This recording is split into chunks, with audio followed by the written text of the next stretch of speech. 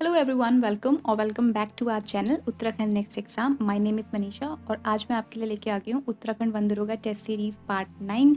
अगर आप हमारे चैनल पे न्यू हो तो मैं आपको बता देती हूँ कि हमारे चैनल पे उत्तराखंड वन दरोगा की टेस्ट सीरीज़ चलाई जा रही हैं, जिसमें कि मैं MCQ या फिर वन लाइनर की हेल्प से पूरे चैप्टर को कवर करने की कोशिश करती हूँ।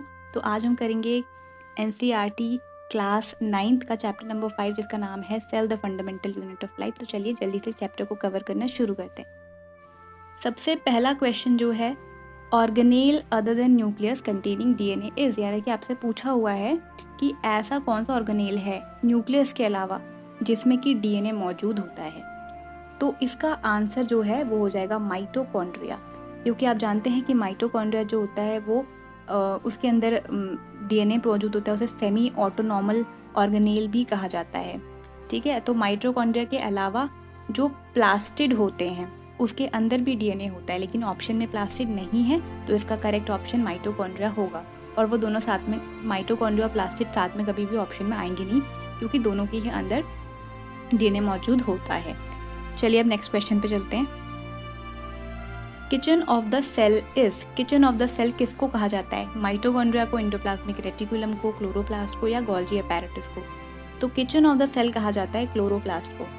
क्लोरोप्लास्ट को क्यों कहा जाता है? बिकॉज क्लोरोप्लास्ट जो होता है वो फोटोसिंथेसिस में हेल्प करता है। तो वाटर एंड कार्बन डाइऑक्साइड की हेल्प से जो प्लांट्स होते हैं वो अपना ग्लूकोज, जो अपना फूड होता है उसके लिए ग्लूकोज, उसे मैन्युफैक्चर करते हैं। तो वो क्लोरोप्लास्ट के अंदर ही होता है, इसीलिए किचन ऑफ द सेल जो है वो क्लोरोप्लास्ट को बोला जाता है।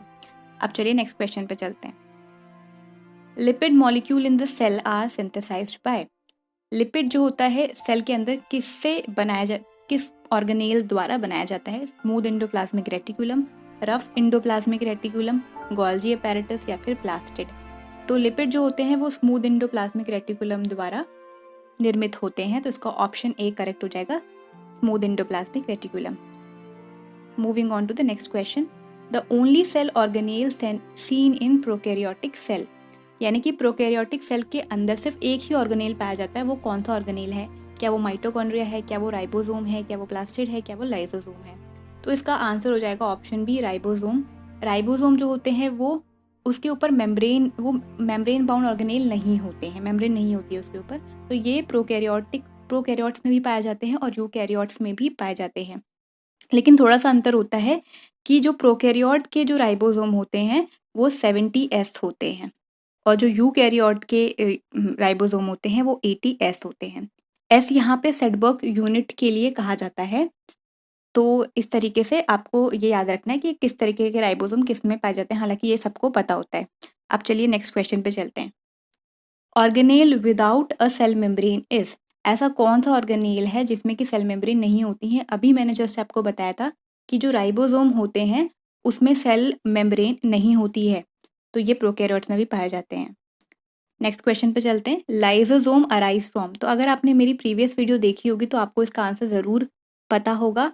तो अगर आपने मेरी वो प्रीवियस वीडियो नहीं देखी है या फिर आपने हमारी प्रीवियस जितनी भी वीडियोस आई हैं वो नहीं देखी हैं, तो उन्हें ज़रूर से देख लीजिएगा, आपको बहुत ज़्यादा हेल्पफुल लगेंगी। तो यहाँ पे बोला है कि लाइसोसोम किससे अराइज होता है, मतलब कौन सा ऐसा ऑर्गेनेल है जिससे कि लाइसोसोम बनता है? तो इसका आंसर है गोल्जी अपैरेटस। जो गोल्जी अपैरेटस होता है, एक second,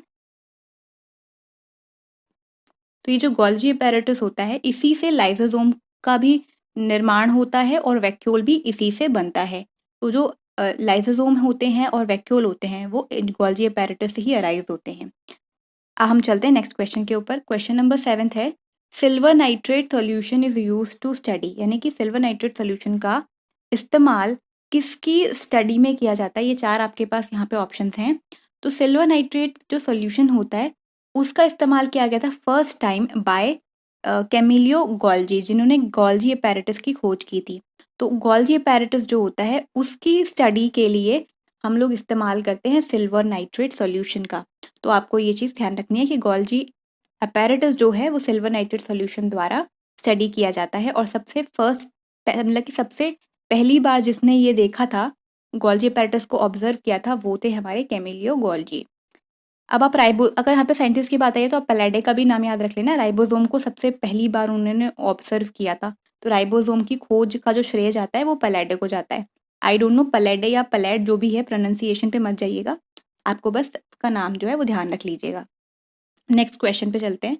amoeba acquire its food through a process. जो अमीबा होता है वो अपना फूड किस प्रोसेस द्वारा कंज्यूम करता है, ठीक है। तो आपके पास यहाँ पे 4 ऑप्शन है, एक्सोसाइटोसिस, एंडोसाइटोसिस, प्लाज्मोलिसिस और ऑप्शन डी है एक्सोसाइटोसिस एंड एंडोसाइटोसिस बोथ। तो जो इसका आंसर होगा वो होगा ऑप्शन बी। इसका ऑप्शन बी करेक्ट हो जाएगा, एंडोसाइटोसिस। एंडोसाइटोसिस मतलब फैगोसाइटोसिस ही होता है। अब अगर आप फैगोसाइटोसिस नहीं जानते कि क्या होता है, तो फैगोसाइटोसिस मतलब होता है जैसे कोई सेल है, मान लीजिए ये कोई सेल है, अमीबा ही मान लीजिए इसको, इसका ये यहाँ पे न्यूक्लियस है, क्योंकि आप जानते होंगे कि अमीबा जो होता है प्रोकैरियोट नहीं होता, यूकैरियोट होता है, ठीक है। प्रोटिस्टा उस किंगडम के अंदर आता है वो अमीबा। तो ये मान लीजिए कि ये अमीबा है। अब अगर यहाँ पे ये फूड पड़ा हुआ है तो अमीबा कैसे इसको कंज्यूम करेगा, तो अमीबा क्या करता है, इस तरीके से एक प्रोजेक्शन बनाता है, मतलब अपने साइटोप्लाज्म को थोड़ा आगे को बढ़ाता है और उस फूड को अपने अंदर ले लेता है। फिर बाद में क्या होता है, ये इसका फूड इसके अंदर आ जाता है इस तरीके से।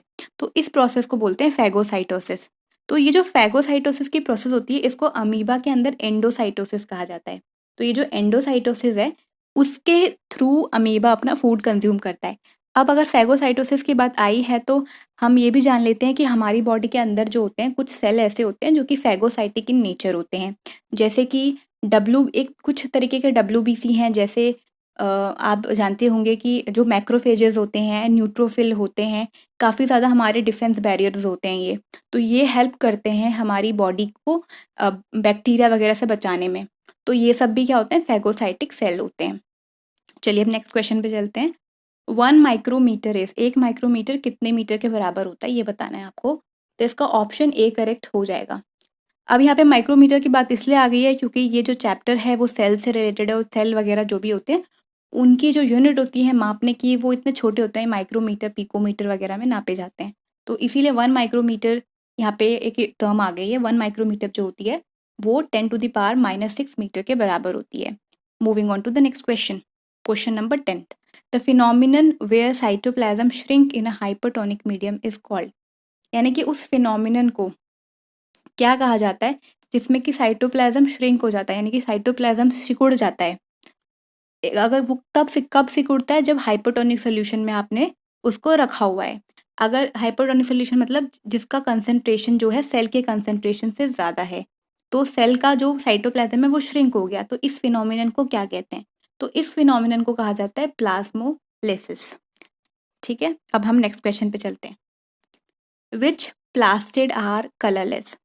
अब प्लास्टिड जो होते हैं वो 3 तरीके के होते हैं, क्रोमोप्लास्ट, क्लोरोप्लास्ट और ल्यूकोप्लास्ट। तो इनमें से कौन सा कलरलेस वाला है, आपको साफ साफ नाम से ही पता चल रहा होगा। चलिए मैं बता देती हूँ फिर भी थोड़ा सा डिटेल में। जो क्रोमोप्लास्ट होते हैं, वो क्रोमो मतलब क्या होता है, बायोलॉजी की लैंग्वेज में कलर होता है। तो जो क्रोमोप्लास्ट होते हैं वो इस तरीके के प्लास्ट, मतलब इसके अंदर क्या होते हैं, पिगमेंट्स पाए जाते हैं। यानी कि कलरफुल कोई भी चीज़ अगर आपको दिख रही है, सब्जियां कोई कलरफुल है या फिर फ्रूट्स कलरफुल है, इसका मतलब ये है कि उसके क्रोमोप्लास्ट के अंदर वो पिगमेंट मौजूद है। अगर उसके बाद जो क्लोरोप्लास्ट होता है, क्लोरोप्लास्ट के अंदर पिगमेंट मौजूद होते हैं क्लोरोफिल नाम के। तो क्लोरोफिल जो होता है वो हेल्प करता है फोटोसिंथेसिस में। सी ऑप्शन जो है वो है ल्यूकोप्लास्ट। तो जो ल्यूकोप्लास्ट होता है वो कलरलेस टाइप का प्लास्टिड होता है, इसके अंदर कोई भी कलर वाला कोई मतलब उसके अंदर कोई पिगमेंट ही नहीं मौजूद होता। तो ये क्या होते हैं, कलरलेस होते हैं। ठीक है, तो इसका ऑप्शन सी करेक्ट हो जाएगा।